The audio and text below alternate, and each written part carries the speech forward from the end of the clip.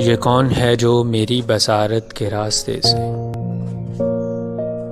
بدن کے اندر سما رہا ہے، مجھے جو پاگل بنا رہا ہے؟ یہ کون ہے جو تمام سانسوں میں بس گیا ہے، تمام سوچوں کو ڈس گیا ہے؟ یہ کون ہے جو میری نظر سے نظر ملا کے میری رگے جاں کے پاس آ کے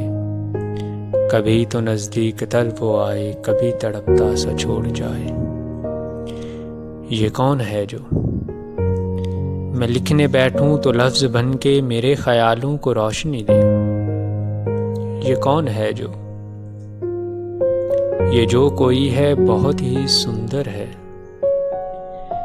میں چاہتا ہوں کہ اس کے رستے میں دل بچھا دوں، میں سوچتا ہوں کہ اس کی آہٹ پہ کان رکھ دوں، میں چاہتا ہوں کہ اس کی آنکھوں سے خود کو دیکھوں،